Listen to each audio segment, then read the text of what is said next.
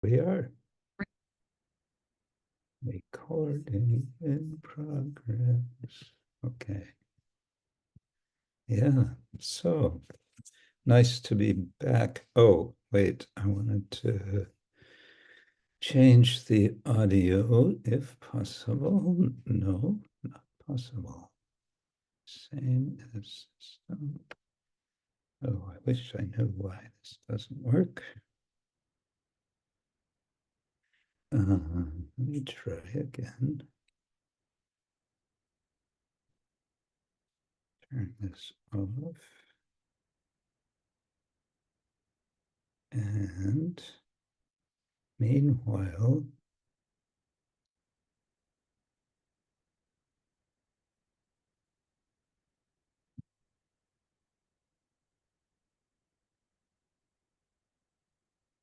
Krishna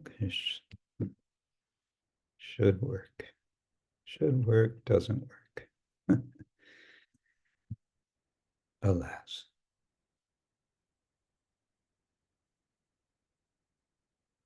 So we use the computer microphone, which is not as good as the external, but the external doesn't register. And we don't know why. Right. Om Jnana Timirandasya Jnananjana Shalakaya Chakshurun Militam Yena Tasmai Shri Gurave Namah.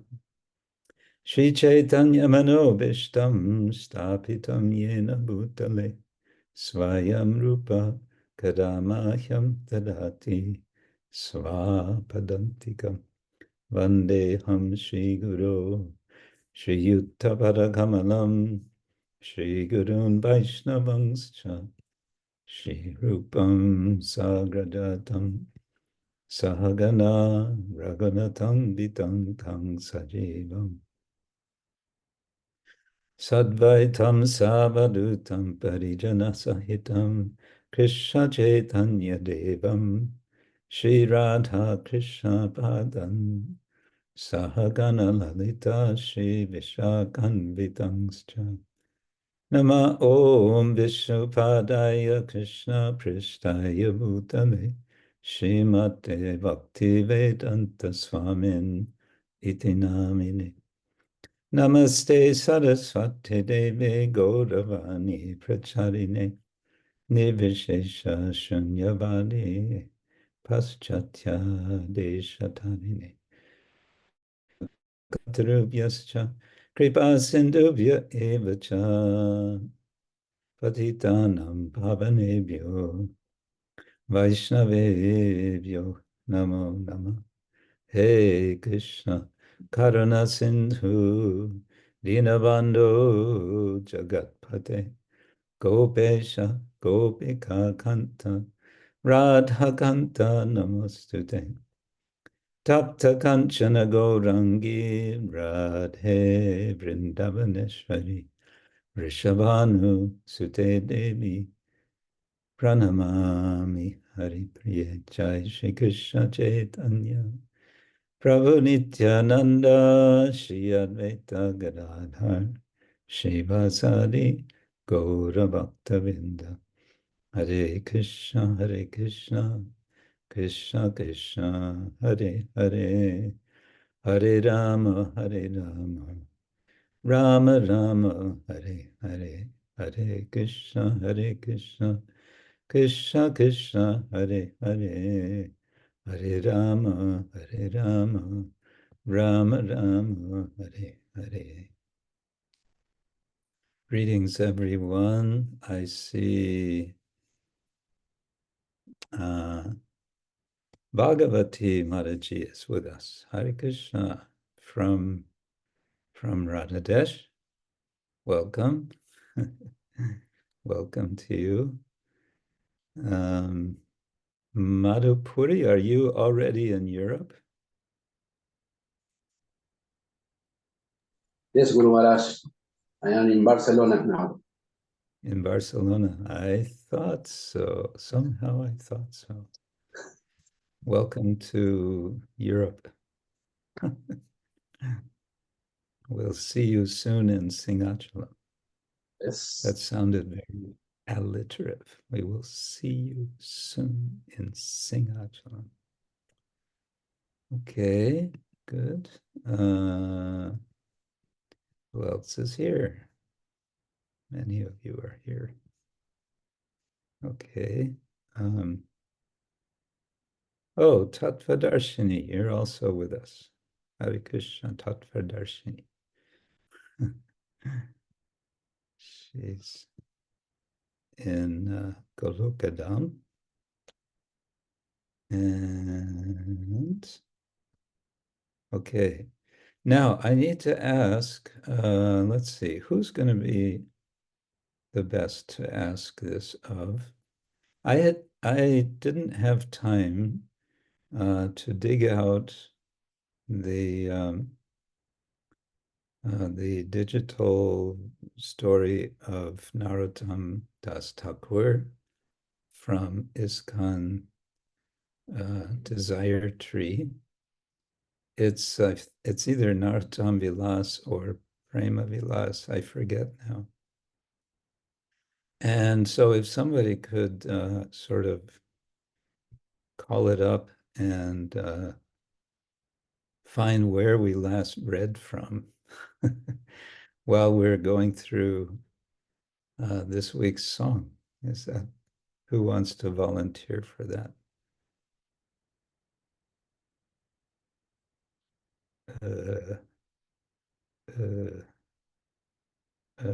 Nobody's volunteering.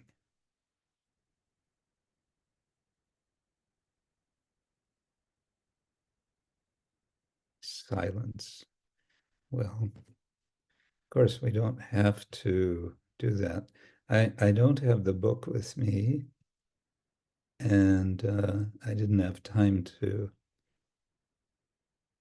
dig it out of the computer.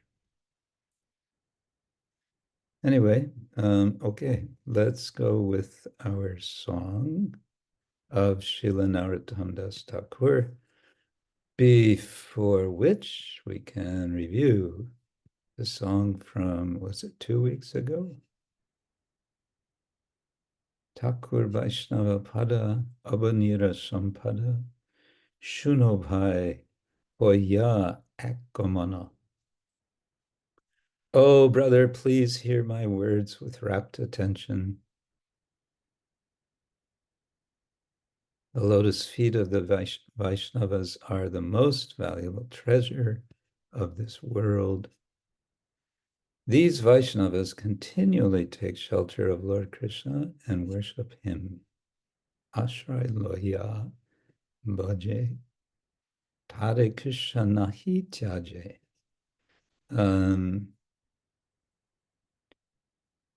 They never abandon their Lord.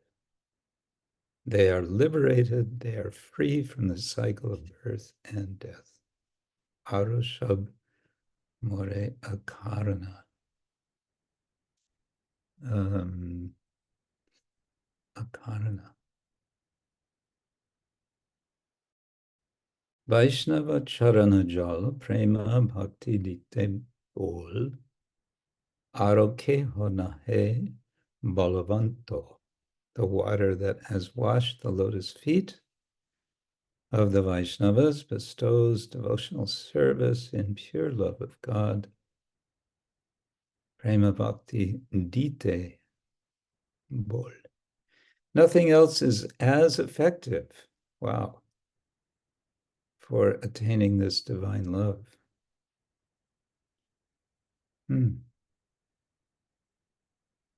I place dust from the lotus feet of the Vaishnavas upon my head. I wear no other ornament. Arunahi bhushaner anto. Bhushana is ornament. Arunahi, no other. Tirtha jal pavitra gune likyache purane she shab Bhaktira Pravanchan, Vaisnava Padodaka, Samanahe Eshava, Jate Hoy, Vanchita Purana. The purifying power of the waters at the various holy places of pilgrimage is described in the Puranas, although this is something of a deceptive trick. Yes, I remember this now. Actually, there is not anything as purifying as the water that has washed the lotus feet of the Vaishnavas. This water fulfills all desires. You would think that we would see a lot more, you'd think we'd see a lot more washing of Vaishnavas' feet with all the praise of the water that washes the feet. Vaishnava Shangete Mono, Anandita Anupano, Shodahoy Krishna Parashango. Moment after moment, my mind finds pleasure, Anandita, Anukshana means moment after moment, in the association of Vaishnavas. Shodahoy Krishna Parashango. I always seek out the company of those who are devoted to Lord Krishna. Prasanga, it becomes Parashanga. Dina Narottama Kande, poor-hearted Narottama, Das, breaks down and cries.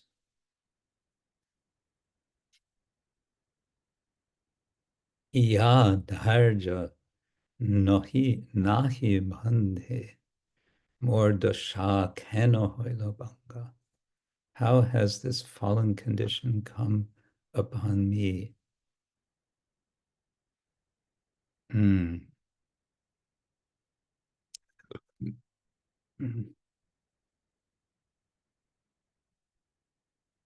Ya dharya nahi bandhe.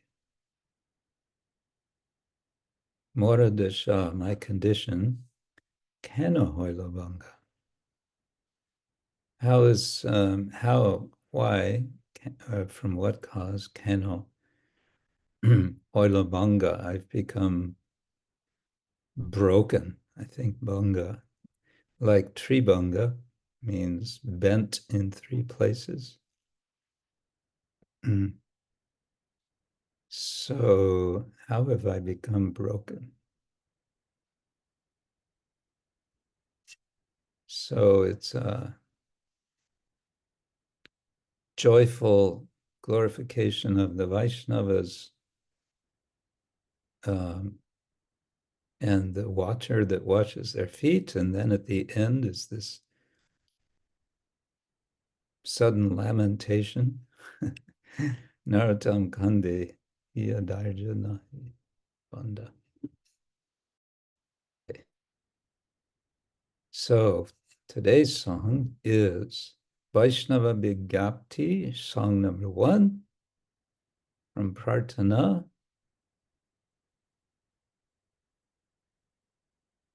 Thakura Vaisnava Gana, kori nivedana.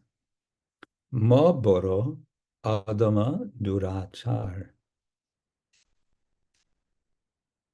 O saintly Vaishnavas. So now he's addressing the Vaishnavas. Although I am very fallen and misbehaved,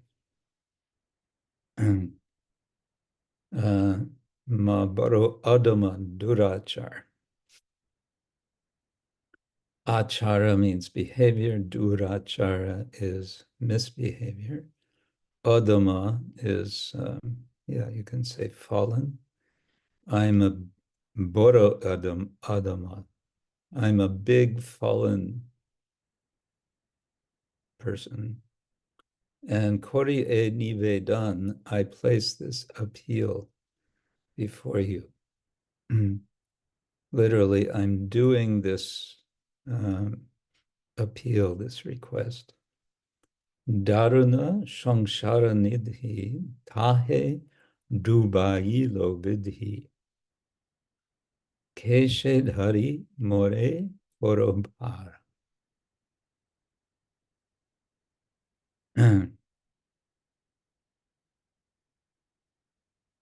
My destiny has plunged me in the fierce emotion of repeated birth and death.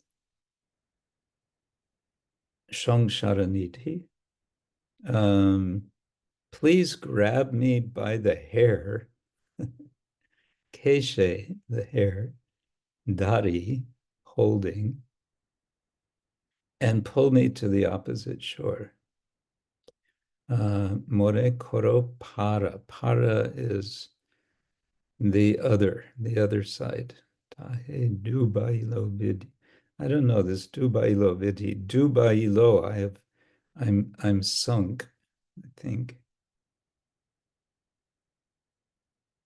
But vidhi, why vidhi? I don't know. And dārun, I also don't know. Fearsome, perhaps. Okay, again, vidhi. Vidhi boro balavān. Oh, I guess that's destiny. Vidhi boro balavān. My destiny is very powerful. Na śune dharama Gana. I'm not able to hear the knowledge of spiritual life. Na śune, I cannot hear. Dharama, of course, is dharma, stretched out for scansion. And I'm always bound by the ropes of karma. Sadāi, karama, bandhe. So this sadāi is a strongly emphasized sada when the the I comes at the end. So always, really always. Karama is stretched out karma. Bandhe, bound with a rope. Nadaki taranalesha joto daki shabaklesha onato katare te khande.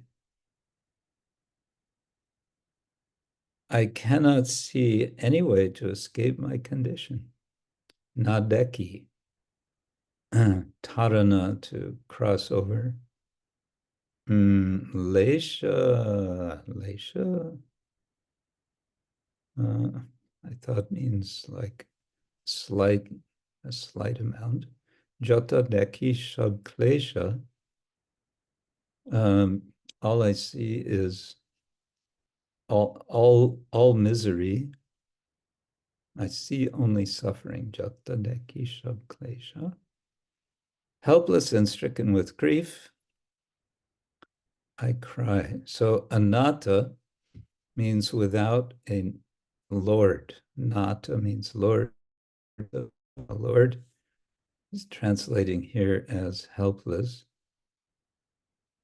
Katare is grief, trouble. Te kande, helpless and stricken with grief, I cry. Kande, I'm crying. Kama, krodha, lobha, moha, mada, abhimana, shaha. Apana, sthane, tāhe. My blind mind cannot see what path is auspicious or inauspicious.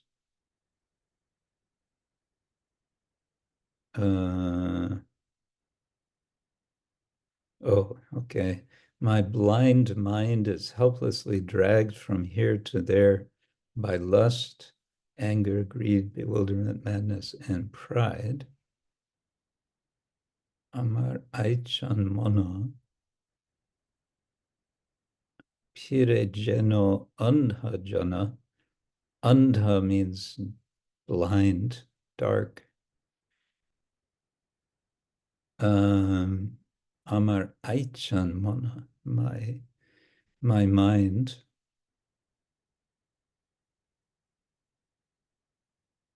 Aichan, I don't know.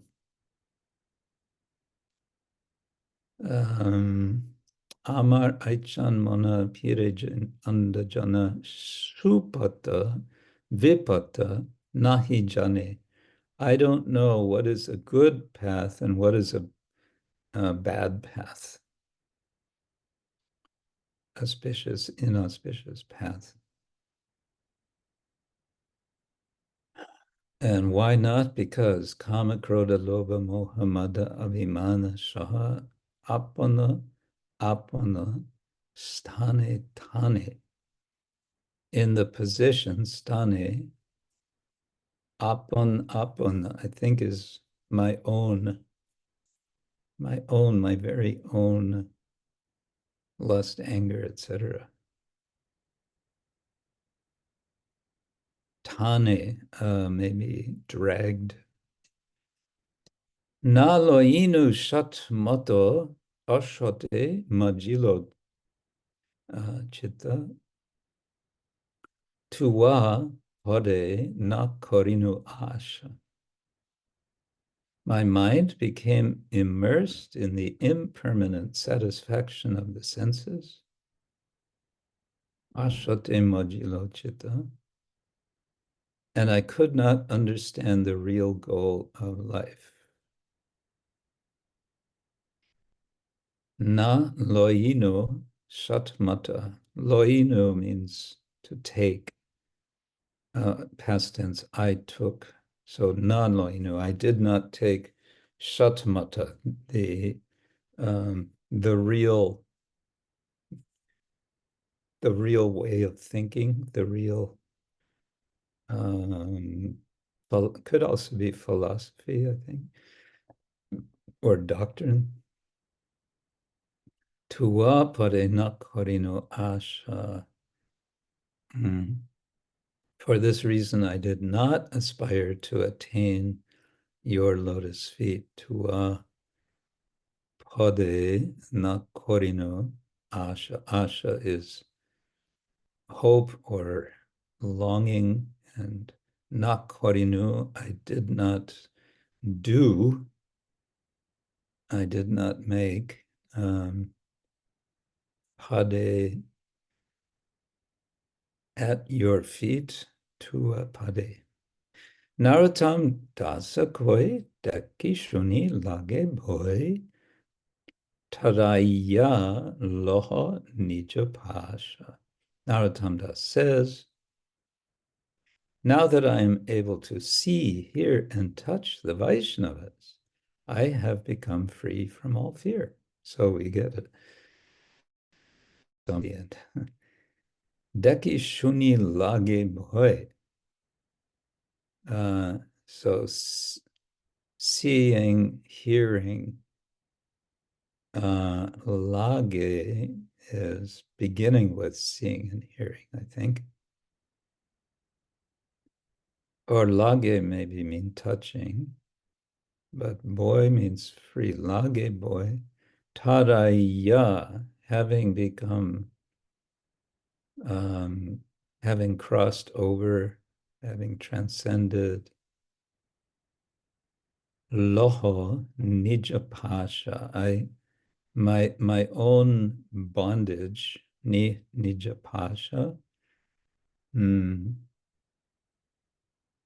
having taken loho, or let me take the seeing and the hearing, something like that. Okay, my very sketchy understanding of the Bangla Bhasha. Okay, shall we try to sing? Why not? Recording live format audio on. Okay, here we go. And you're all welcome to join in the comfort of your own homes.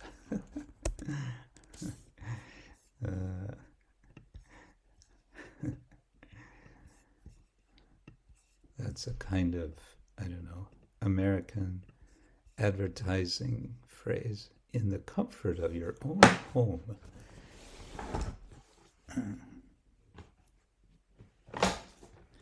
We have here a biba harmonium. Let's see what happens.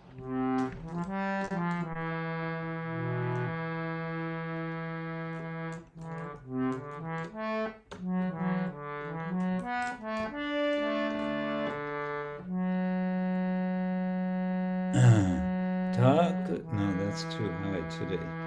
Thakura, Vaisnava, Gana, kori, nivedana. Thakura, Vaisnava, Gana, kori, nivedana. Morboro adhama durācāra.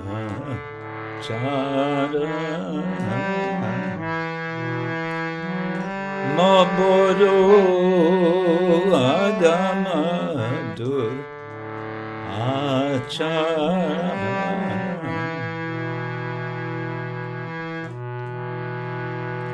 Dāruna sāra nidhi, tāhe ubāilo vidhi. Dāruna sāra nidhi,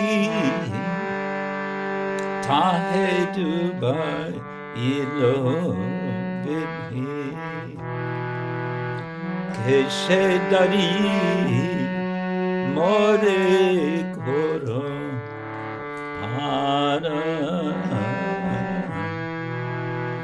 Keśe dhari more koro pāra. Vidhi bolo balavān śune dharama Gana. Vidhi koro balavān śune dharama Gana. Sadāi karama pāse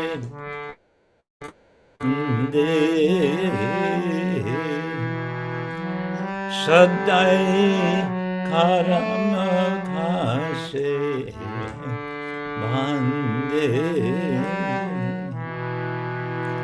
Nadekita rana lesha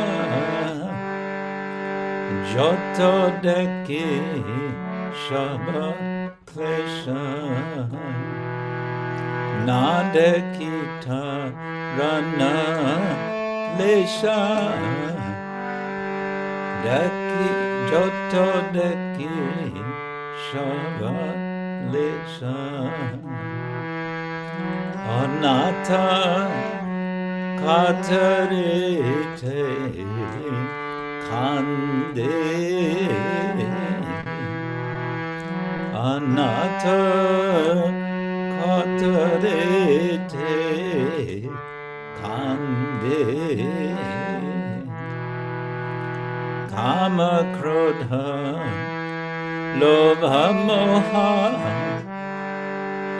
Mada abhimanashaha kama krodha lobha moha mada abhimanashaha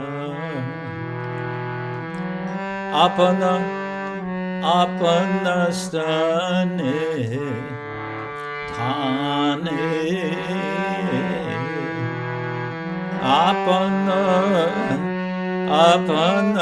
apanastane tāhe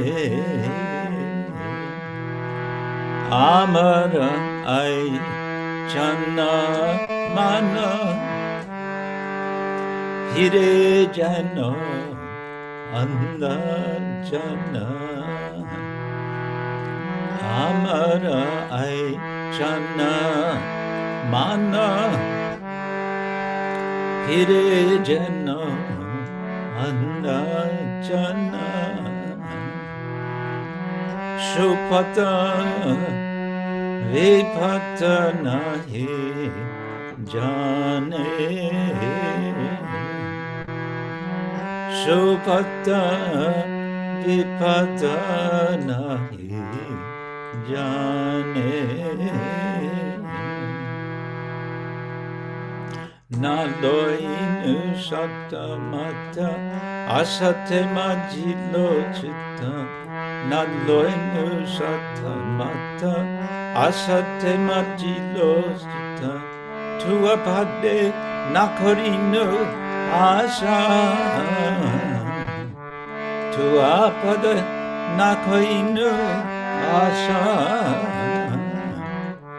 Narottama Dasa koi dakishuri lage boy Narottama Dasa koi dakishuri lage boy taraya loho nija pasa taraya loho nija pasa Hare Krishna, Krishna Krishna, Hare Hare, Hare Rama, Hare Rama, Rama Rama, Hare Hare. Bolon Hare Krishna, Hare Krishna. Krishna Krishna Hare Hare Hare Rama Hare Rama Rama Rama Hare Hare Hare Krishna Hare Krishna Krishna Krishna Hare Hare Hare Rama Hare Rama Rama Rama Hare Hare Hare Krishna Krishna Krishna Hare Hare Rama Rama Rama Hare Hare Krishna Krishna Krishna Hare Hare Hare Rama Rama Rama Hare Krishna Krishna Krishna Hare Hare Hare Rama Rama Rama Hare Krishna Krishna Krishna Hare Rama Rama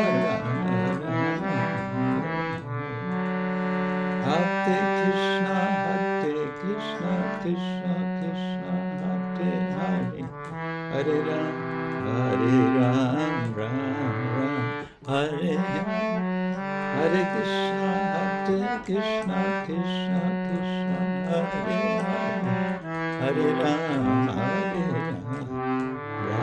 Ram Hare Hare Krishna Krishna, Krishna Krishna, Hare Hare, Hare Rama, Rama Rama, Hare Krishna, Krishna Krishna, Hare Rama, Hare Bol, Hare Bol, Hare Bol, Gora Hare Bol, Nitai Gora, Hare Bol, Hare Bol, Hare Bol, Gora Hare Bol.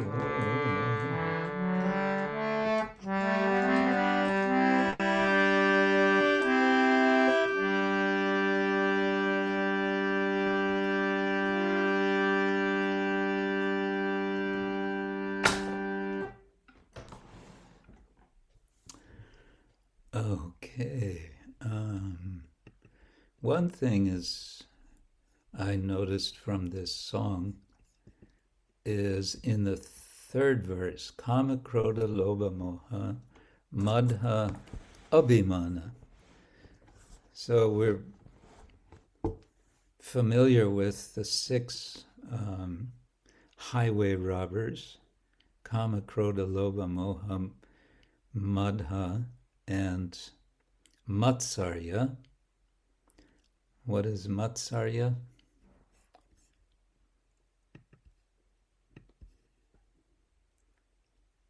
Matsarya.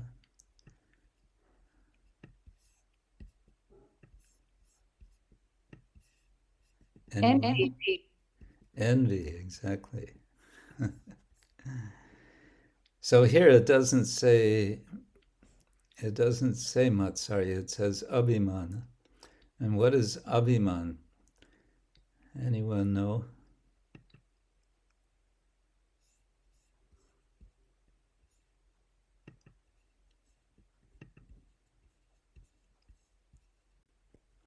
Abhiman means something like conceit. You know this word conceit? Being conceited.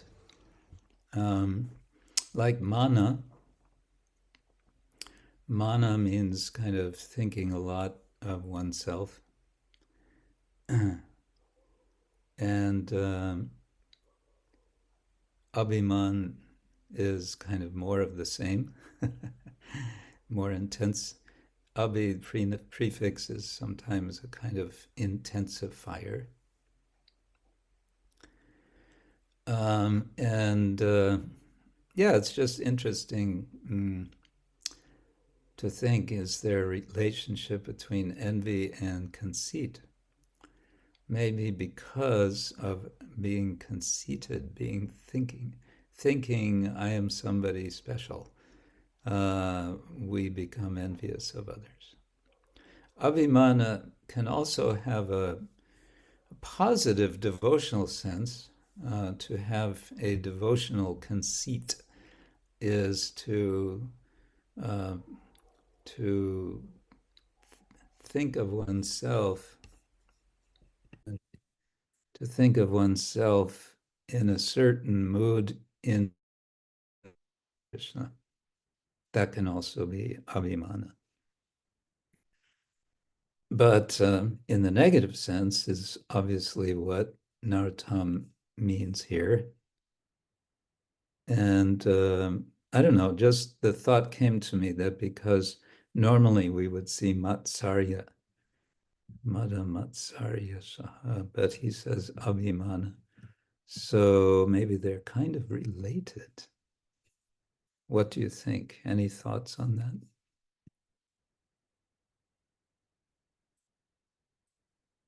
You're welcome to disagree. Everyone thinks, yes, Guru Maharaj says, then it must be the case. No. Feel free to say, no, no, no, you got it all wrong. Nope, nobody wants to. Guru Maharaj, does the conceit means is the same as conceive? Same as what? When conceit, is that similar word to conceive? No, it's different. Conceit is spelled Conceit, I think. Mm. And it's not the same as conceive. Conceive is, we conceive something means we get some idea, we conceptualize something. So what's the conceit, meaning of the word conceit? Yeah. conceit is much more like being proud of oneself. Oh. And conceive is very neutral. It's just you have a concept of something, whatever it is. It's like a false ego. Identifying with a false ego. Conceit, yeah, conceit, you could say it's like false ego. Yes. Umislyenost, says Tirtharaj. Umislyenost. Okay, let's see now. Mangala Chandrika, I guess it is, has found Narahari Chakravarti. Okay, let's see if I click this. See what happens. Nothing happened. Oh, here it comes.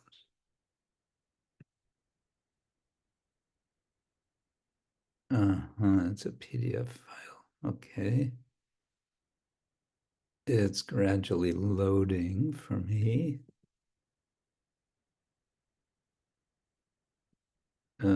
Very gradually. Oh dear.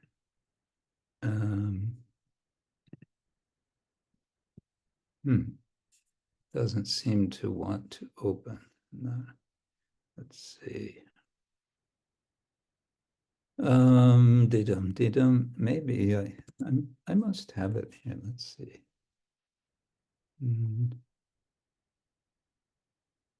Oh, here it comes. Okay, there it is. So, okay, we have the file. Now the question is, where do we stop? And who was it? One of you wrote maybe page 13, 14. I think 15, Guru Maharaj. 15?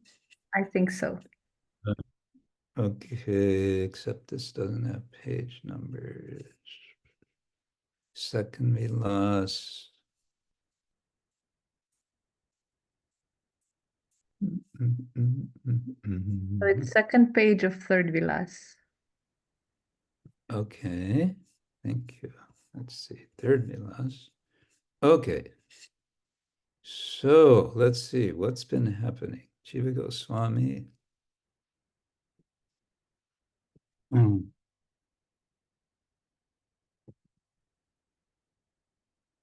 Right, so this is about sending off Narottama Das and Srinivas and Shyamananda. Didn't we get further in this story? Anyway. They finally reach Godamandala and they're heading toward Vanavishnupur. Some of us visited Vanavishnupur. Came to a village, stopped for the night. Yeah, and then they were very tired and they fell asleep without guarding, and then Bir Hambir, the local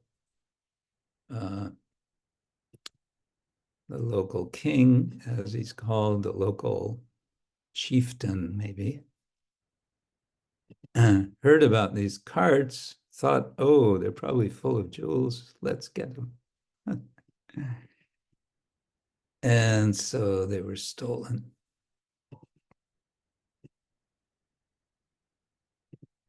Yes, and then Srinivas stays back. The others continue on, and Srinivas stays back to search. And someone whispers to Srinivas, the king is the real culprit. Go to Vanavishnupur. And so Srinivas goes there. Oh, interesting. He sent a letter to Vrindavan requesting Thakur Mahashoy. I don't quite follow. I thought Narottama was with him. He requested, oh, okay, I don't know. He requested Thakur Mahashoy, that refers to Narottama Das, to go to Ketari, and told Shyamananda, go to Utkal, which means Odisha, via Sri Ketari. That's strange because it's certainly not on the way. It's quite out of the way. I will go to Vijnapti and fetch the books. I'll find the books and I'll send you a letter to reassure you that the books have been recovered. So he sounds quite hopeful here. He's going to get the books and he's going to report this. Don't worry and don't think about anything else.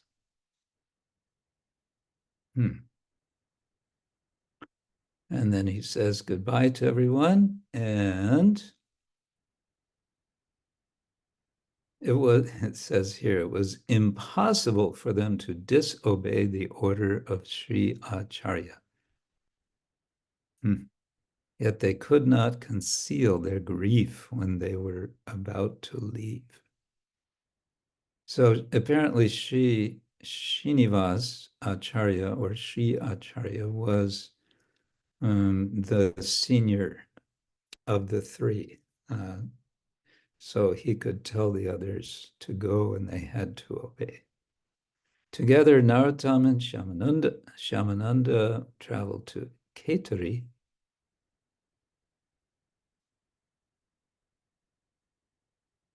But Narottama did not let Shyamananda go to Utkal.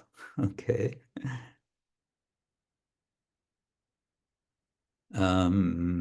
Ketari is in present-day Bangladesh. And as I remember, it's north of Navadvip, which is why I'm wondering, why would he go first to Ketari? Why would Shyamananda first go there? Unless just to be with Narottama. And now Narottama is saying, no, don't go to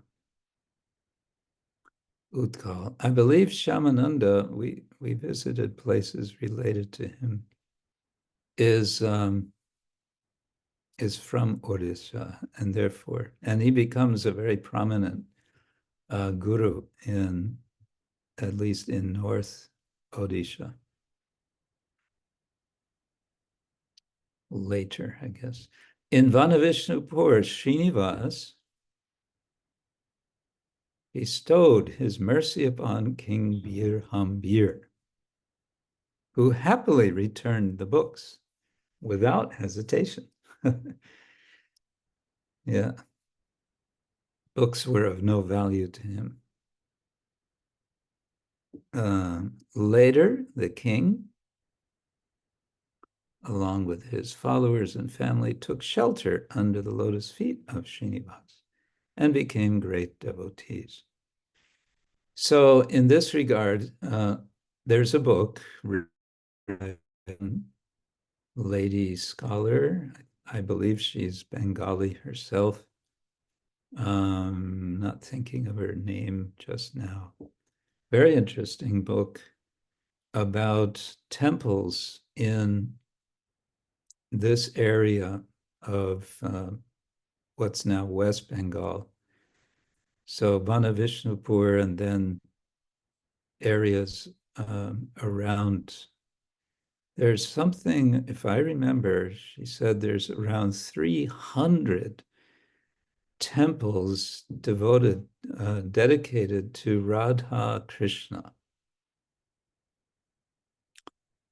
And these are all built in this special Bengali style with made of brick, quite ornamental bricks with lots of terracotta ornamentation. And yeah, I just remember it was emphasized, these are Radha Krishna temples. And the idea of these temples was these are places for Radha Krishna to be entertained.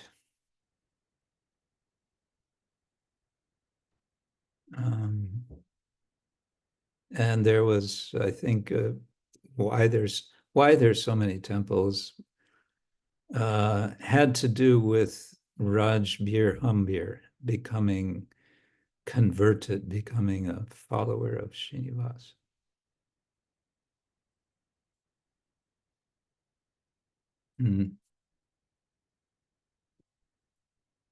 Okay, it says this is elaborately described in the Bhakti Ratnakara. Now, the Bhakti Ratnakara is written by the same author, Narahari Chakravarti, who is writing here the Narottama Vilas.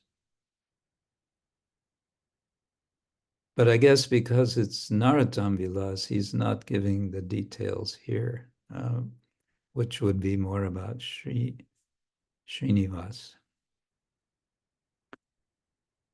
So then Sri Acharya, or Srinivas Thakura, he's very relieved and he's happy, and he sends a message to Vrindavan saying the books have been recovered. And he sends messages also to Thakur Mahashoy, that is Narottama, and Shamananda. And when they get this news, what do? They raise their hands and they sing and they dance ecstatically.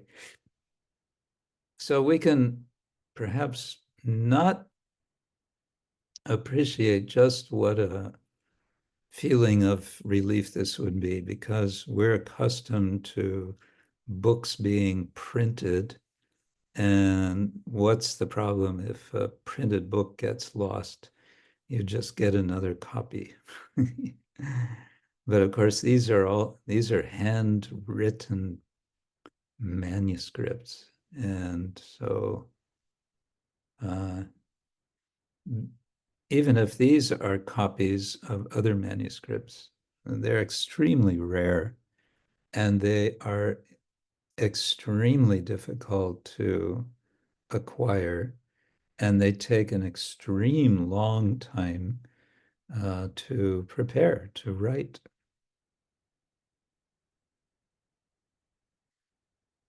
Okay, Sri Santosh Dutt, the son of Sri Purushottam Datta, was also jubilant. Santosh was the son of Narottama's uncle. In other words, a cousin of Narottama, and was full of all good qualities. Krishnananda Datta, that was the father, him as the heir to the throne. Okay, so Krishnananda, rather than appointing his son, Narottama, because Narottama had disappeared, he'd gone off to Vrindavan. So what to do? He appointed Sri Purushottam Datta, his nephew, to become the next king. And Sri Purushottam Datta was a good and kind-hearted king, gave profuse charity to the Brahmins, scholars, and the poor.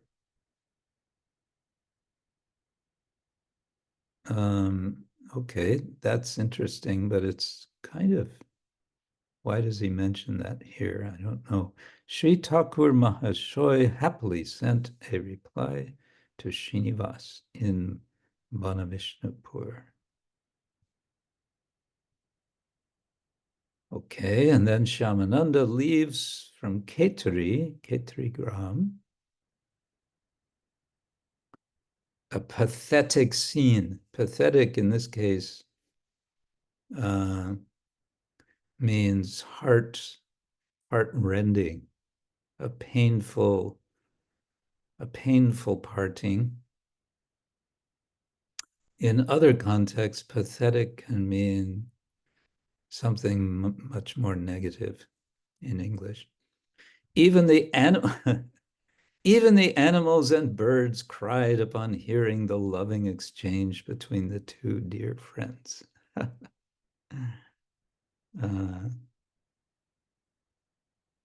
Yeah, just imagine. This suggests to me that Narottama and Shamananda were Priya Sakhas. We just heard this morning Madhavananda Prabhu, well known by many devotees for his guiding devotees in Jagannath Puri, was at this Bhakti Sanga these last days. And he spoke this morning for his words of departure. And he spoke about there's three kinds of friends. There's Sakha, there's Priya, and there's Priya Sakha. So Sakha are, he said, friends that, yeah, they do things together, like maybe they go on book distribution together, and they're friends.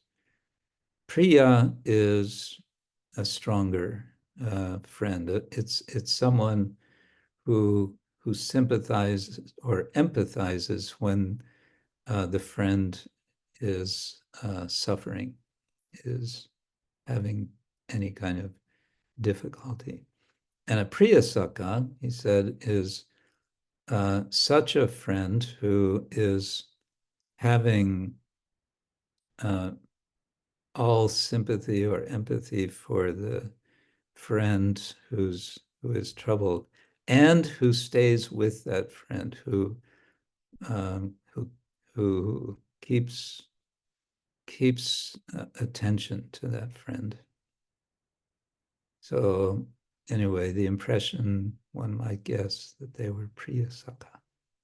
Yeah, because Thakur Mahashoy, Narottama, invited Shamananda. He wouldn't let Shamananda leave to Ukha.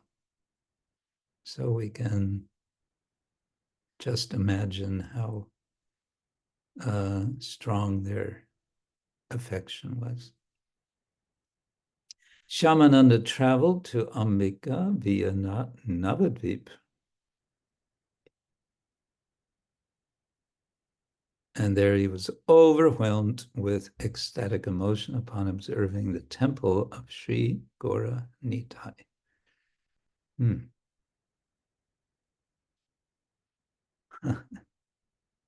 Okay, this is the place of Hridaya Chaitanya. And Hridaya Chaitanya, Sri Hridaya Chaitanya, Hridoy Chaitanya, is informed that there is this devotee and he's crying helplessly in the temple. Your Dukhi Krishnadas is here. I saw him lying on the ground in front of the temple, praying to the Lord with extreme humility. I was completely amazed by the boy's expressions of love and devotion. I cannot describe how his eyes incessantly shed tears. Since he did not come to see you, I ran here immediately to inform you of his arrival. And then Hridaya Chaitanya was jubilant And he requests that man to immediately bring Shyamananda. I am very proud of his devotional service. After taking initiation from me, he lived here for a long time and captured Sri Nitai Chaitanya with the bonds of his love. I affectionately sent him to Vrindavan, where he completed his devotional studies. During that time, he wrote me regularly to inform me of his progress. Understanding his thirst for knowledge, I permitted him to carry on, means to continue. In Vrindavan, he was so happily engaged in service of the Nikunja that eventually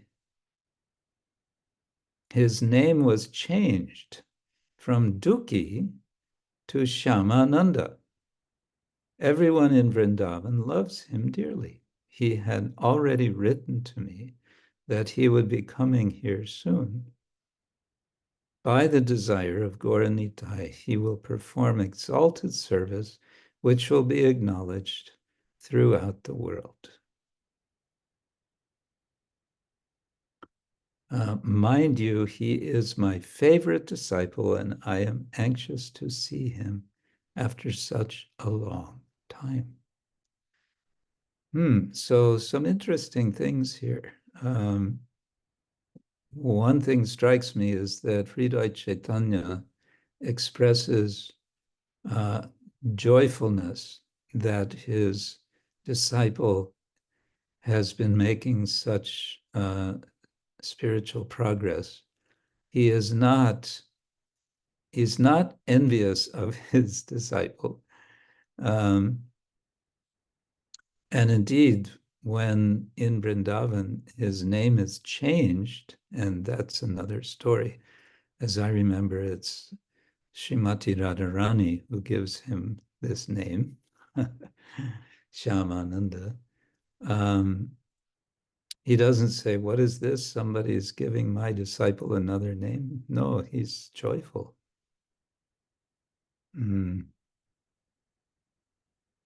According to Narahari Chakravarti Thakura.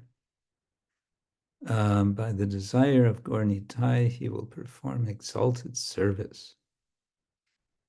And this will be acknowledged throughout the world. So he's predicting great things. And it's interesting also that he declares him to be his favorite disciple. So it seems that gurus can have favorite disciples. Okay, I think I'll stop there. And let's see.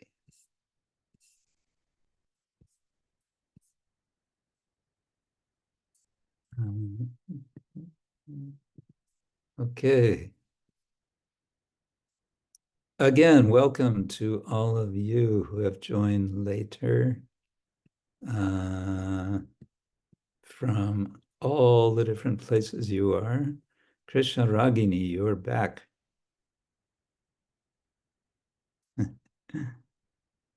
And Victoria is here. And Ramavatar. Ankasti is also here. Looks like she's having a little nap. And so many of you. Okay. What was I going to say? I was going to ask something. Now it slipped my mind. Okay. Anything to share from any of you? Any news?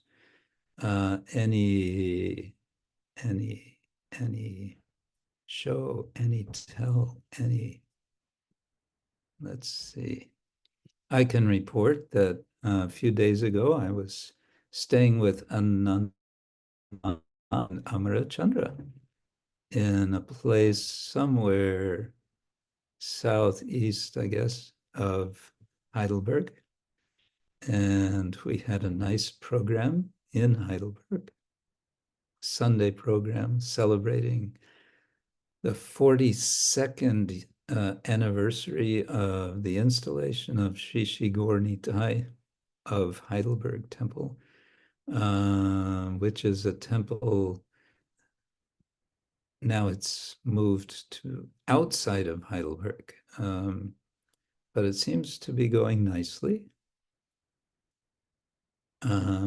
Lots of devotees were there, and it was a nice mood. So it's nice to see things going on in that way. Yeah, it was quite, it was a fairly full temple, wasn't it? Ananditarama.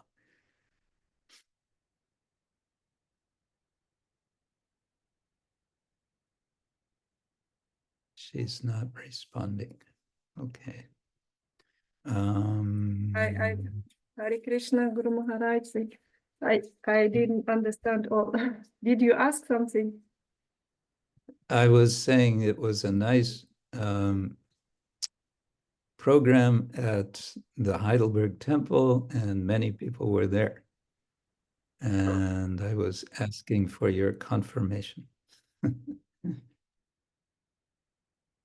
Yes, it was very nice, and of course, you was on this fest. It was also very nice. Ich habe von vielen Devotees gehört, dass es eine besondere Stimmung war durch deine Anwesenheit, und dass es ja viele inspiriert hat, noch mehr Dienste zu machen. Also Oh, okay. ja, ja. Anandita Rama says that indeed it was a nice mood, and devotees felt a special inspiration, and some want now to make more service than they were doing before. So some kind of little revival happened, I suppose. Nice. Okay. Oh, yes. A bit of news I was going to report that, as I think most of you know, we're having a little pre-Janmashtami festival or retreat at Singhachalam, and I think some of you are coming, maybe several of you are coming, and we look forward to seeing you.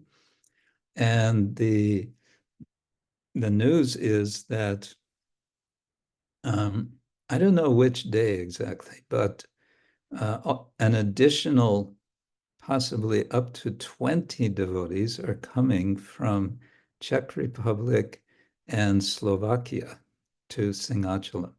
In any case, they'll be there for Janmashtami and Srila Prabhupada Vyasa Puja. And special treat is Prabhu from Puri is also going to be there. I think he's going to come already for our pre-Janmashtami retreat, but we will see. So that will be very nice. Okay. What I thought I will do. Oh, Dear Lalita has a poem. Yes, you want to read your poem, please. Yes, Hare Krishna and Hare Krishna God family. This poem came out like in 5 minutes. A 5-minute poem.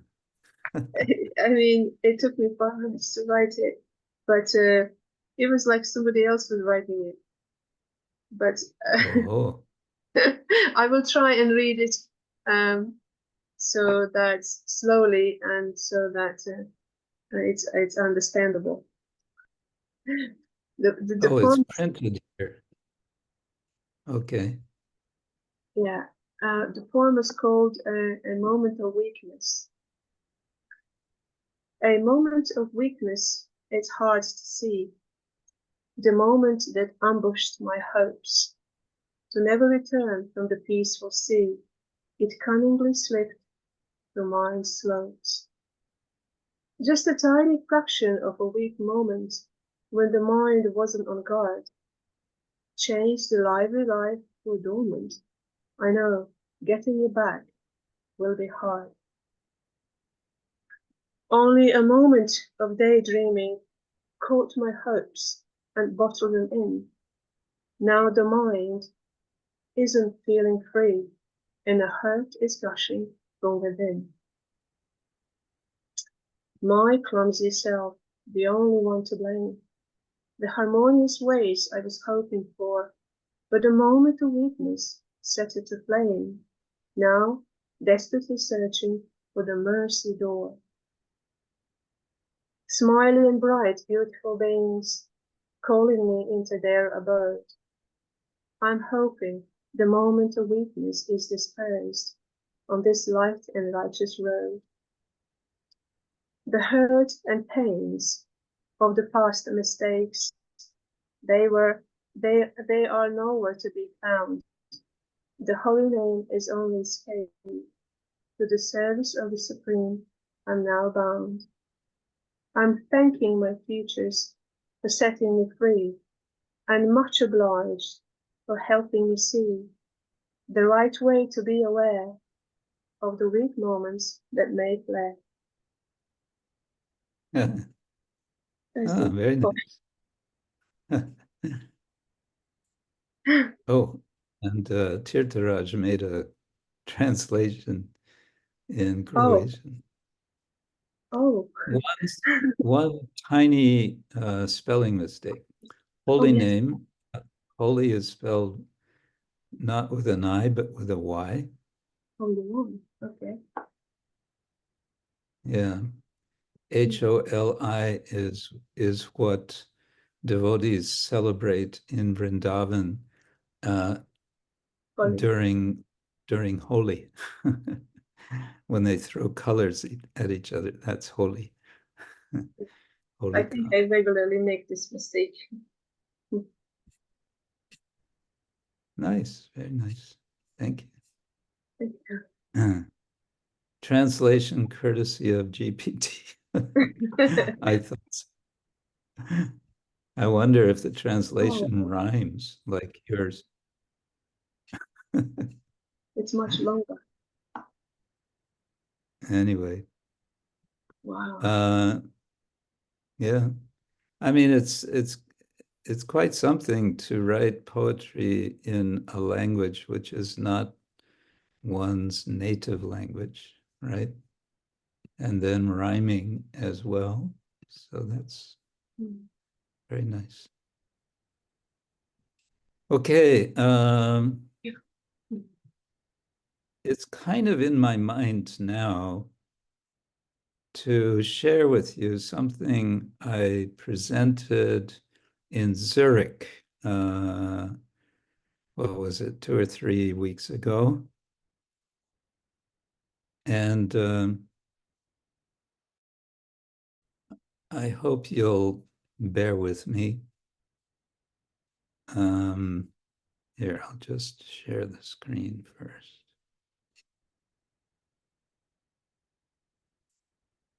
If I can find it. Hold on.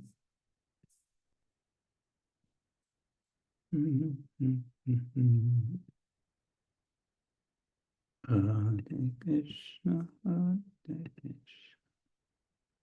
well, it shows there, so why not? Okay, let's try again. Whoops, now I lost track. Where's the screen with everyone on it?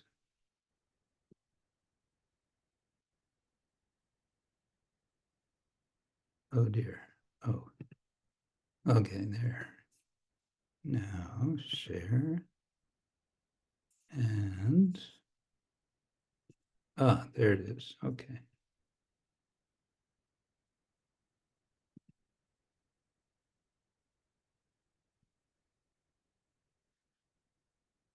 Okay, so what is this? Ethics of Compassion, Part 1. So this is, now we're going to go on a little,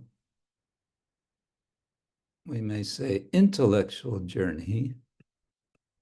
And this is based on a book, the name of which I don't remember, but it's a book of, yeah, here it is, Compassion and Moral Guidance by one scholar, Steve Bain.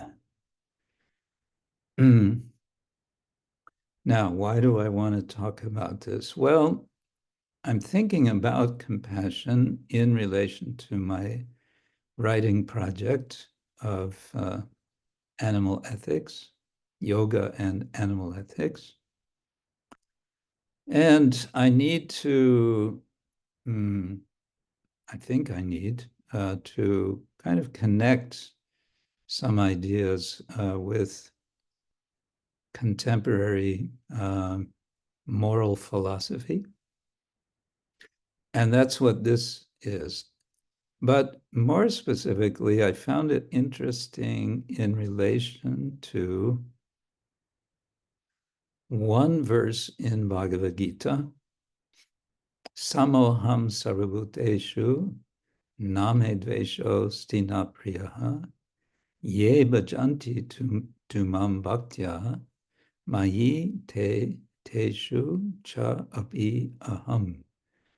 Krishna is telling Arjuna, Sama aham, I am equal, sarvabhuteshu, with regard to all beings, all living beings, na me dvesha asti na priyaha. None are inimical, or I am not inimical to any, and I'm not favoring any.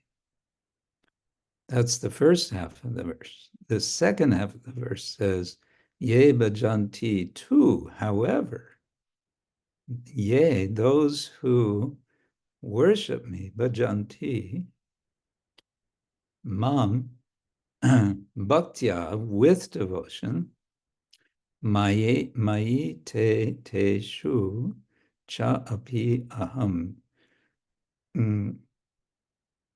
I favor them, basically, mayi te, in me, among them, I am also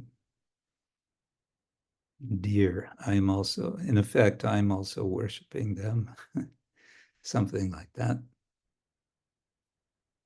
So that's an interesting idea. Krishna is equal to everyone, but he favors those who worship him and who worship him with devotion, bhaktya. With that verse in mind, let's explore some ideas and see how far we get with this.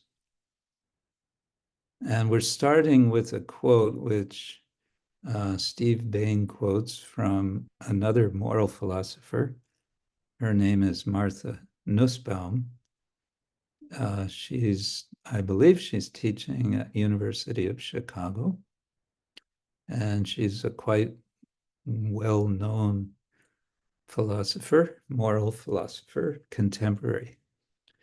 Here's a quote from her.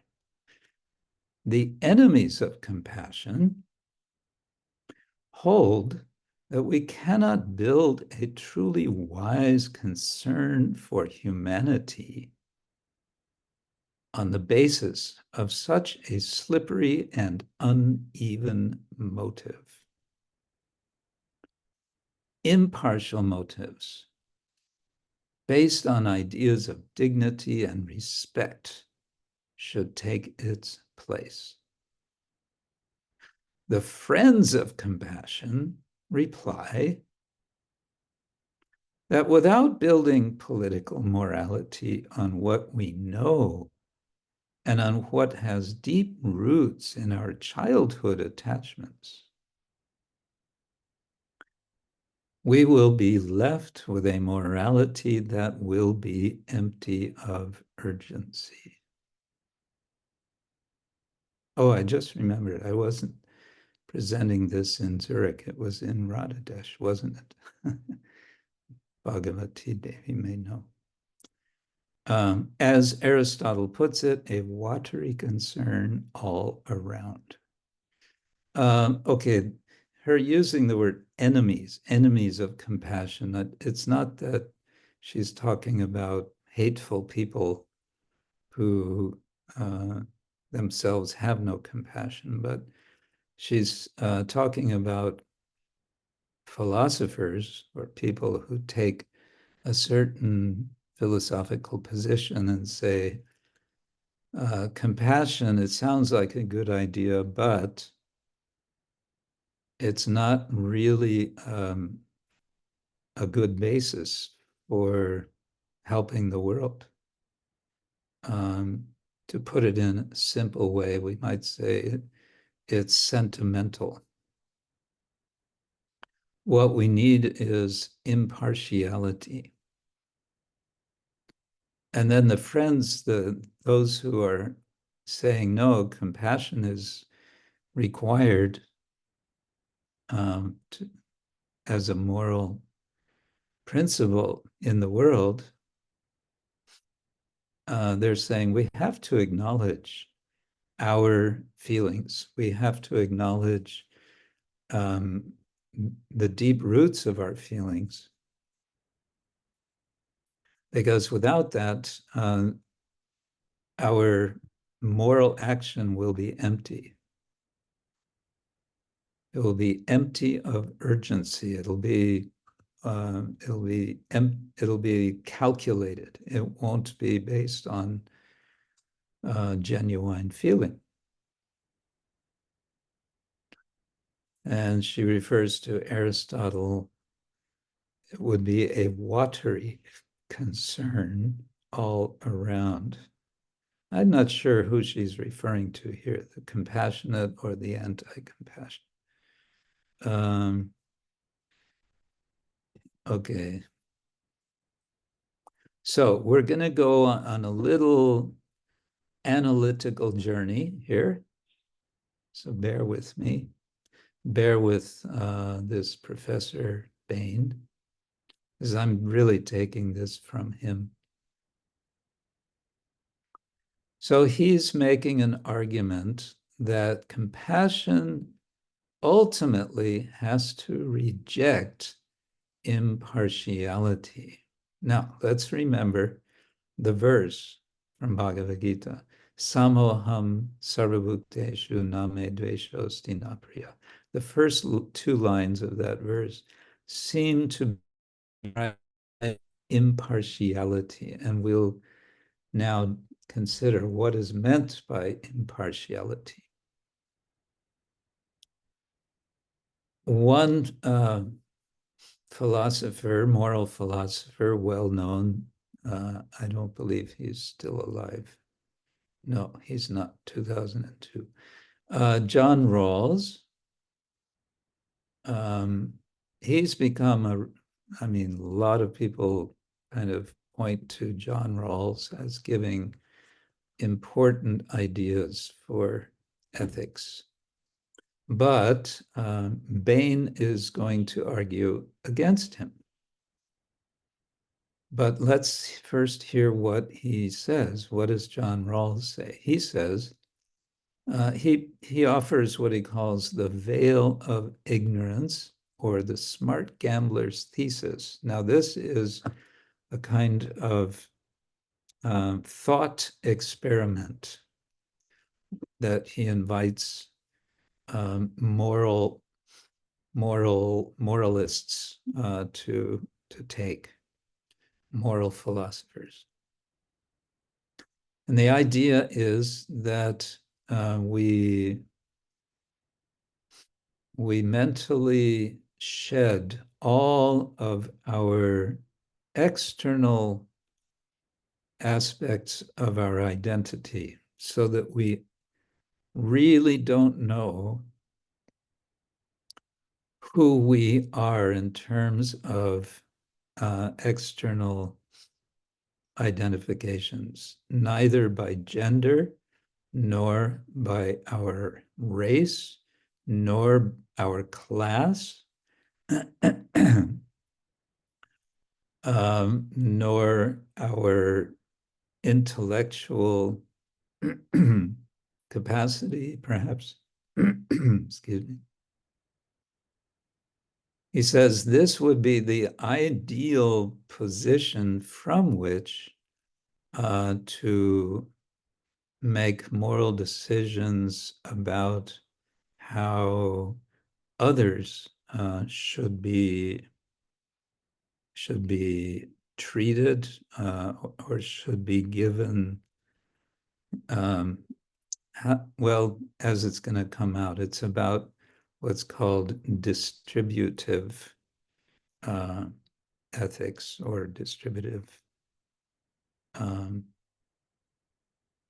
The distribution of goods. How do we know? So if you don't know that you are already in a privileged position, that you are maybe wealthy, if you don't know that, then maybe you're in a position of being very poor, but you're also in a position to decide how money should be distributed amongst people. If you don't know your own position, you cannot favor yourself as a person who is already privileged. That's the basic idea. So the point of this is to imagine all human beings are positioned equally in their original position, whatever that might be. And the advantage of this, the argument why this is considered good, well, because it's a nice way to put high value on justice and fairness. It appears to be a mechanism. It could be a way to be very equitable, to be fair, to be just in all of one's dealings. It sounds good. This is essentially the notion of impartiality. And as he says, Bain says, it's the theoretical bedrock of Kantian ethics, of utilitarian ethics, and casuistic ethics. Kantian means from Immanuel Kant, the 18th century philosopher from Königsberg. Philosophy is 19th century, from various philosophers whose names are slipping my mind. And casuistic ethics means based on judging from previous occasions or situations. Casuistic argument is what's done by lawyers based on previous cases.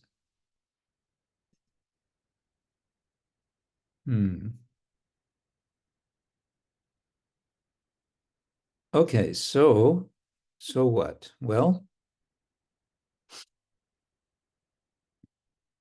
it sounds like a good idea because this original position seems to erase all possible barriers to compassion within the human community. It sounds like everyone can get what they need and will be cared for equally, and no one will be favored over someone else. And therefore, everyone will be equally treated, and therefore justice will prevail. And that's a good thing. What's the problem? Well, in the process of creating this so-called original position, what does it do? It erases what he calls the epistemological foundation on which compassion is based. What is the epistemological foundation? It's the foundation of how we know about another person. So if we're all, blind, we don't see difference at all. We also don't know anything about anyone else, and we don't know about ourselves. So in this state of sort of radical equality, nobody knows anybody. And to know another person is the basis for compassion. As he puts it, compassion is based first on attending and understanding.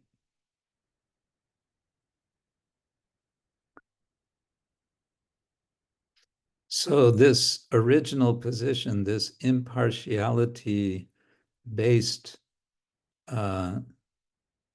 compassion is ignorant compassion.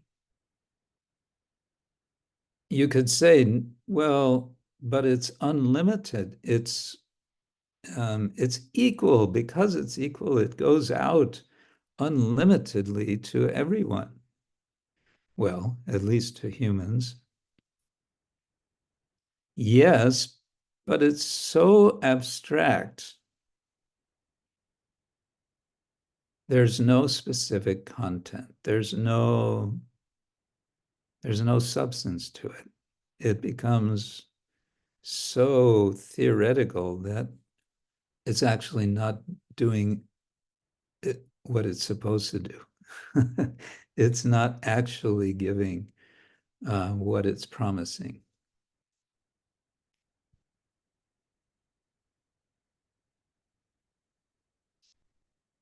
Okay, so then Steve Bain continues.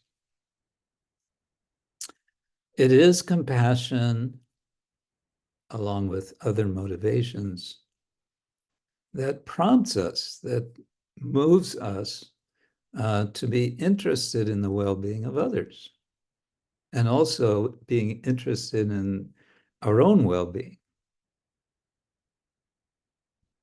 And it's from this interest in others, interest in our well-being, that we posit, that means we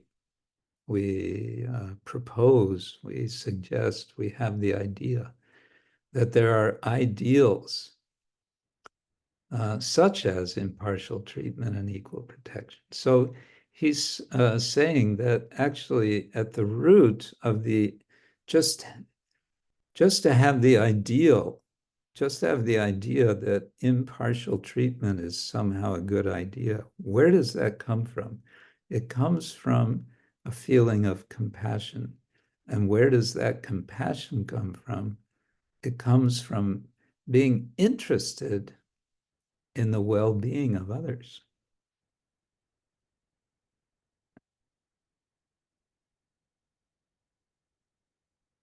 So it's impartial. So it's a strange kind of irony. If you start with impartiality, you get kind of indifference. If you start with compassion, and then you get care, you get real compassion. Then he says, we accept theoretically the equal treatment of all citizens on the political level, while still embracing many instances of preferential treatment on the ethical level. So he makes a distinction between political dimension and the ethical dimension of life. In politics, yes, citizens should have equal treatment. In ethics, no. There is going to be some instances of preferential treatment, caring in a preferring someone. So like Krishna says, ye bhajanti tuman bhaktya. He cares for those who care for him. So then he says something interesting. He says there is a sense in which an ethic of compassion is ultimately more impartial than the Rawlsian original position. So again, Rawls, John Rawls, his thought experiment of original position being, what was the term used? The veil of ignorance. There's a sense in which an ethic of compassion is actually more impartial than this so-called impartiality of Rawls.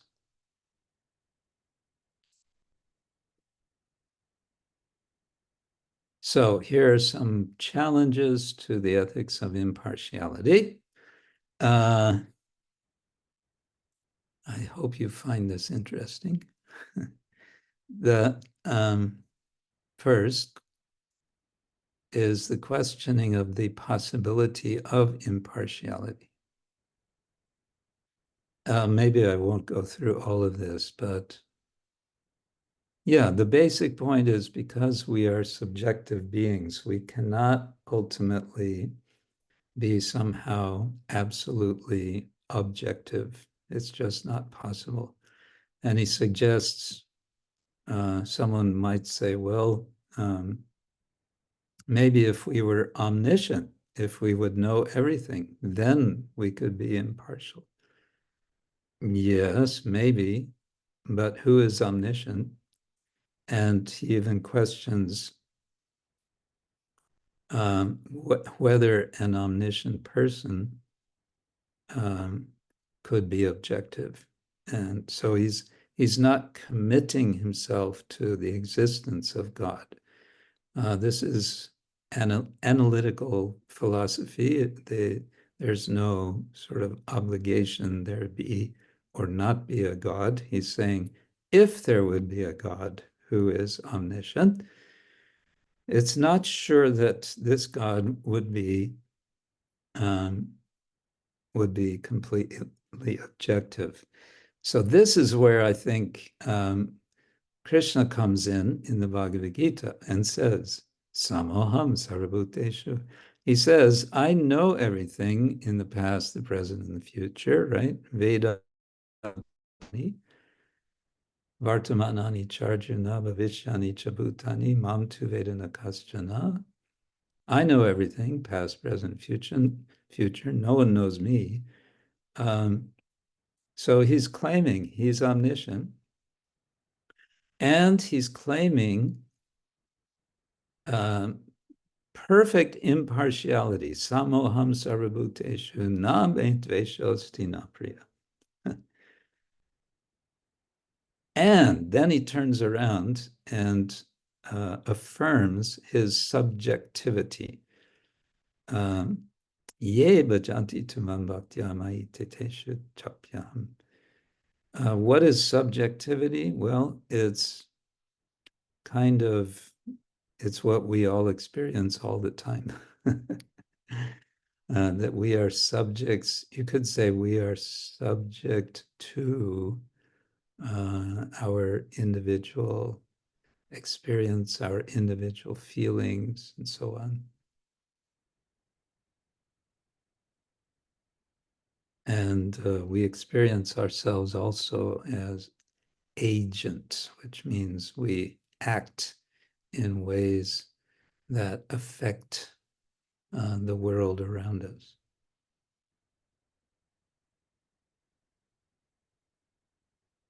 Okay, he concludes here that no moral agent, that's kind of a technical term in moral philosophy, that means us. A moral agent is someone who acts and has an effect in the world and has some kind of responsibility, you could say. No moral agent can claim to have attained the goal of impartiality.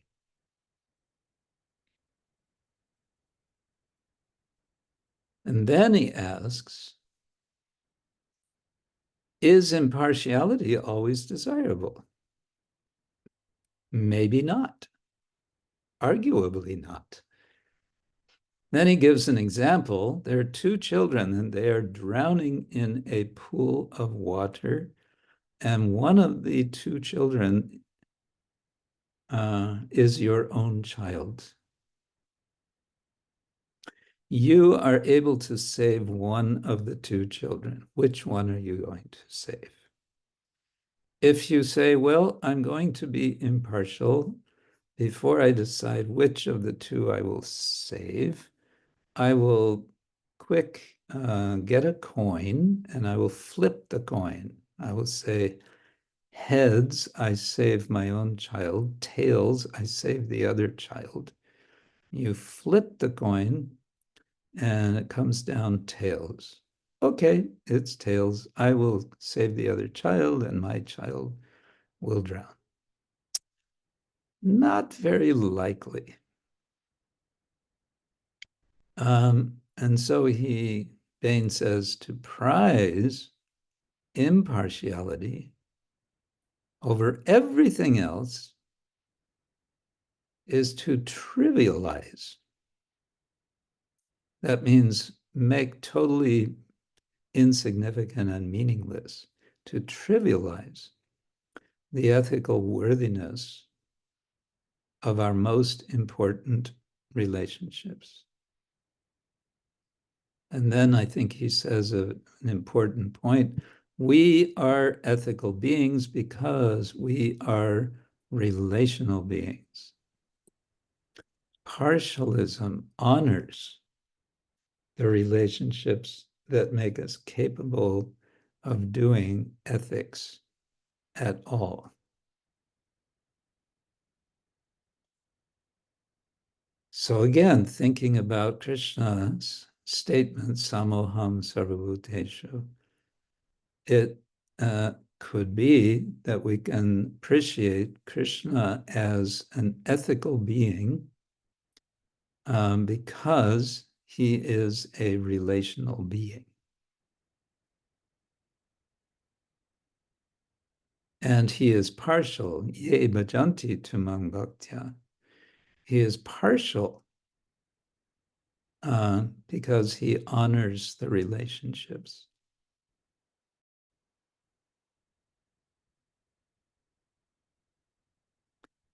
Now, someone could object, and maybe I'll end with this slide.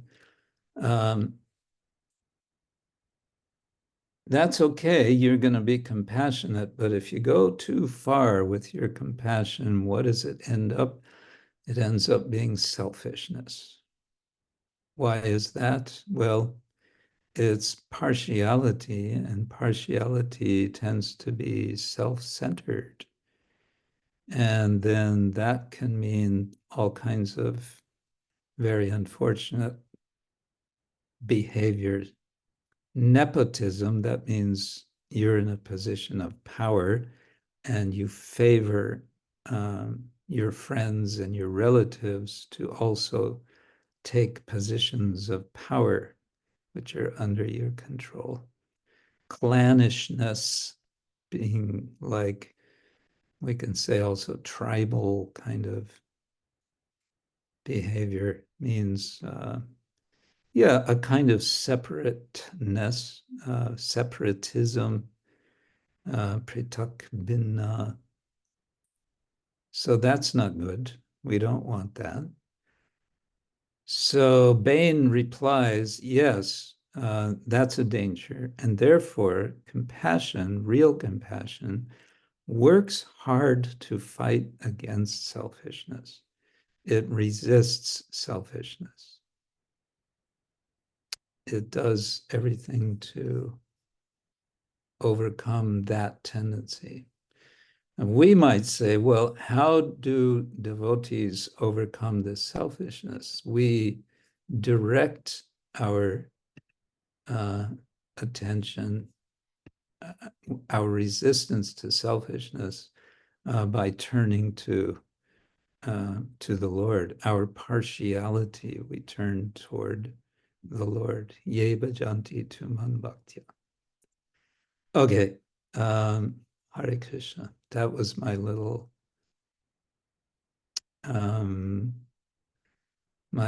exploration of some intellectual analysis, moral philosophy in relation to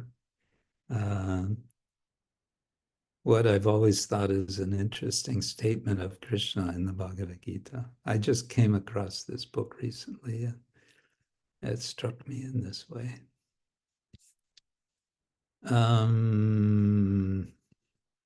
Right, let's see if any of you have any thoughts about any of that, what I've just gone through. Yes, Everyone is. Yes. Again, me. I apologize. But I was trying to carefully follow what you were talking about the challenges of the ethics of impartiality. When this I've forgotten his the author's name of this book that you're using to practice speaking, glorify Krishna. That's how I see it. And when he said that even an omniscient being, in brackets God, may be subjective, then it occurred to me that he was sort of looking for some sort of sterile compassion that could not possibly exist, because we all have subjective, we're subjective emotional beings, and if we are compassionate, there is some like personal emotion or personal decision involved in it. Obviously, I agree with what he's saying. If we are overdoing it, then we are just putting ourselves in the center. But that's what just that little thing occurred to me. Yeah, I think that's his point. He's, he's being very carefully analytical, and so he's not saying there is a God and there is an omniscient God. He's saying if there is an omniscient God, there's no reason to believe that just because he's omniscient, he or she is going to be completely impartial. And that's why I thought, wow, this is kind of echoing what Krishna is saying in the Gita in this verse. Krishna is saying, I'm totally impartial because I'm totally omniscient, and I'm also partial. But I'm also partial under a certain condition. And what is that? It's when someone is partial to me. Ye bhajanti tu mang bhaktya. But when, so it's kind of the exception. So the rule, in a sense, what Krishna is saying, the general rule is I'm totally impartial. Because I'm omniscient, I can be impartial. But still, I'm a subject. And the devotees recognize that I'm a person, I'm a subject. I have subjectivity. And because they recognize that, I recognize them. But too much, you're saying that there is a very tight connection in between the being partial and impartial and the compassion.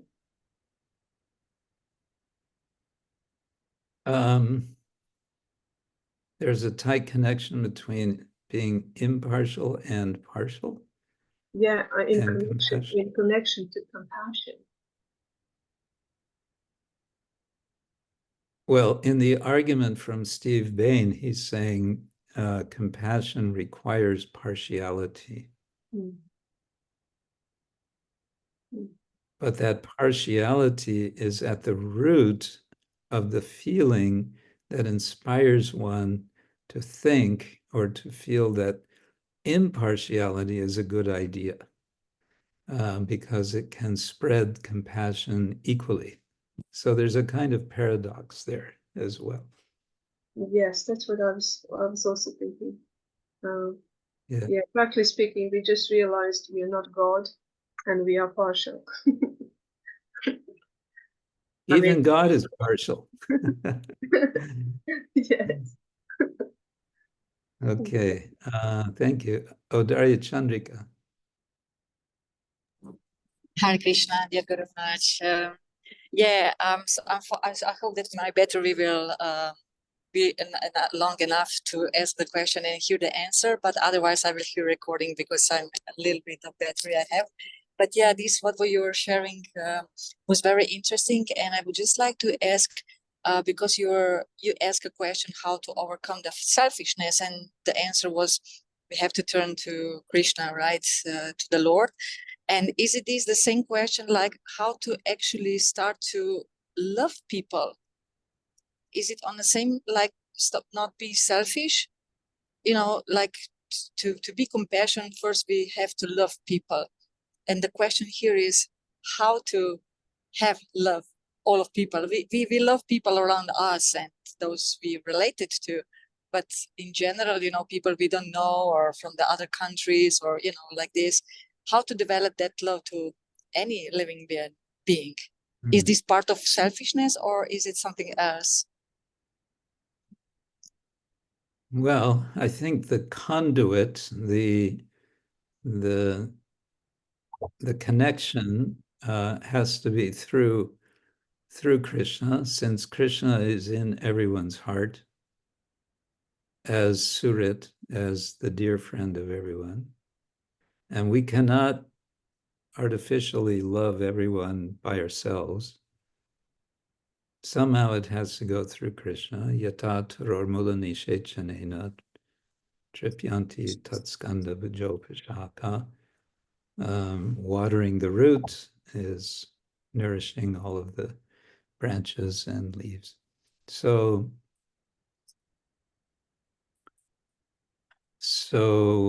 of course, coming back to this, what we're reading from this moral philosopher, he's not talking about love, at least not in this section of the book.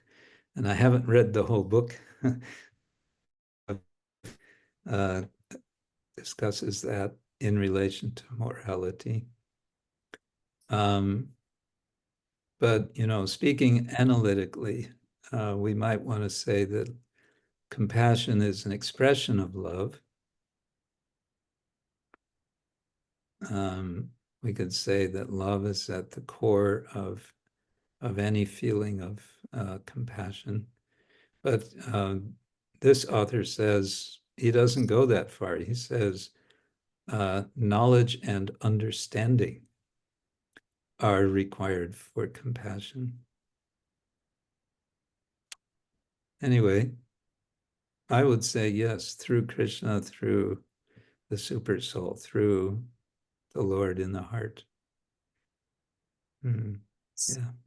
Thank you. Thank you very much. Good much. I will. Let's see. Krishna Ragini has hand up also. Yes, I was wondering, because there is another element that I think we have to consider here, that of responsibility. So each of these attitudes, impartiality, compassion, leads to some consequences which are general for a society, because we cannot foresee all the consequences. So possible for our attitude in the same time. So if we take one of these two and take it to the extreme, then there are certain consequences for which we are responsible. Mm-hmm. Yes. So how is responsibility? For instance, in the example with the two children, one is a young child and the other one is another child. Of course, you have a greater responsibility towards the child, isn't it? You have a greater responsibility towards the child you brought to the world than to the other child. Yeah. So here is also, you cannot be totally impartial. Well, Krishna is, because he's the father of all of us. That was the point of this author, that you cannot be impartial if you have one is your own child. And it would be exactly that. It would be irresponsible. Irresponsible, yes. Yeah. Of course, there's a whole area of, or a whole way of approaching ethics is what's called consequentialism. The idea that we need to consider what are the consequences of our actions.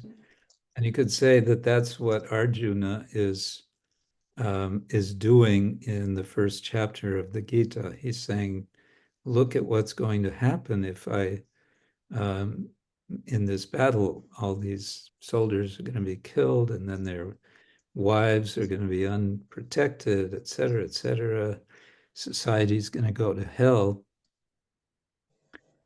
And then Krishna kind of turns around and totally ignores these consequences. In effect, he says, that's not your issue, that's not your problem. And you could say, I guess, he presents another approach to ethics, namely deontological ethics, which means the ethics of duty. You can never know what are the ultimate consequences of your actions. What you can know is that you have a certain duty that's come from some kind of higher authority. And since you cannot know consequences, really your only choice is to accept taking a humble position and doing your duty. And that's what Krishna seems to be arguing in so many verses in the Gita. Yeah. Thank you. Hare Krishna. All right, well, again, time has flown by. I hope this wasn't too tedious for you, what I was presenting. Sometimes I want to present something like this just for selfish reasons, because I want to think about it myself, and it's good to talk about it in order to think about it. So thank you for being sounding boards for this purpose. So let's see, next week, I do believe we will not have the regular Saturday Sanga, but I do believe we will have an online connection to what's going to be happening in Singhachalam. So